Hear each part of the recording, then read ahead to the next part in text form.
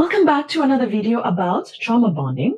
So I did one just recently and I gave you a definition of what trauma bonding is. Now, maybe many of you may have wondered what are the warning signs that you are possibly trauma bonding.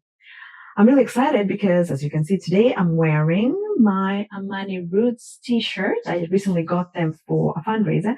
Let me know what you think. Let me know if you like the color, if you like the design of the t-shirt or whatever. Whatever you just want to comment, that's fine. So these are the warning signs of trauma bonding. The first one is you feel stuck in a cycle. And what does this mean? Trauma bonding has these periods of affection, and then there is also periods of hurt, mistreatment, abuse, neglect, and then very quickly there's this honeymoon stage where you feel extreme affection, with this person, it's going on.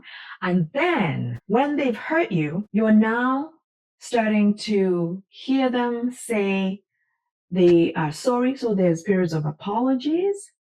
There's periods of saying that they are going to change. Okay. So it's between honeymoon phase, affection, and then hurt, and then apologies and promises to change. Now you are ultimately stuck in this cycle, right? You can't really leave. That is warning sign number one. Another warning sign is you rationalize or minimize their behavior. So you might say this person harms you, maybe abuses you, maybe assaults you. And then you say, oh, they didn't mean to, or they were stressed. And to some point, you even say, if I can just stop doing all these things, if I can just stop doing the things that I do to piss them off, if I stopped triggering them, maybe this wouldn't happen. So essentially, you choose to see what you want to see. You choose to see their potential instead of seeing what they actually are. Remember, like the saying goes, Maya Angelou said, when somebody shows you and tells you who they are, believe it's the first time. Not the second time, nor the third time, nor the 10th time. I would like to believe that many of us have, in some situations, found ourselves wanting to really believe in somebody and see the goodness in somebody. And don't get me wrong, there is good in a lot of people, right? But what I'm trying to say here is sometimes we just minimize red flags. They're right in front of us, but we try to see some green. We try to see some light green in that very red flag, right? So that's what this one means. Just trying to see what we want to see instead of seeing it for what it is. That is a very, very powerful warning. The third one is you feel addicted to the relationship.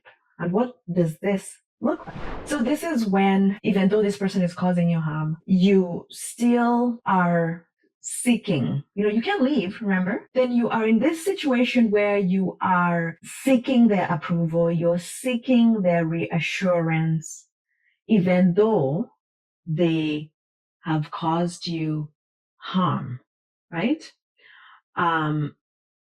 You don't want to be in that state where you sort of kind of feel rejected or unloved in some way. You just want to hang in there. Okay. And then another obvious sign would be you lose yourself in this relationship. In this relationship, it's not far-fetched to say that at this point, your boundaries, your needs, your wants are just naturally put aside. Your boundaries are being violated left, right, center. And because your needs are not that important, you're busy trying to please this person. You're busy putting their needs first. You're busy worried about them because you do not want to feel like they don't want to be with you anymore. And this really corrodes your sense of self because you are just neglecting your own needs altogether. And then the other one is fear of leaving outweighs the pain of staying. Did you hear what I said? The fear of leaving outweighs the pain of staying. Now, even though you are experiencing this harm, this cycle, this roller coaster that essentially just kind of feels like normal to you at this point, that fear of leaving and having to experience being alone, feeling rejected, feeling like you are unloved or no one can love you, really outweighs having to deal with that pain. Remember, this love that you're experiencing in this trauma bonding relationship, it consists of highs and lows. It's not even love. I shouldn't say love. Passion. It consists of highs and lows. It's not grounded in love. It's just grounded on fear and insecurity or feelings of unsafetyness. It's not love, but it can be confused as this roller coaster of passion, but it isn't. And this is why the person would stay, because they still have the hopes. They have hopes that because this person keeps apologizing and promising to change.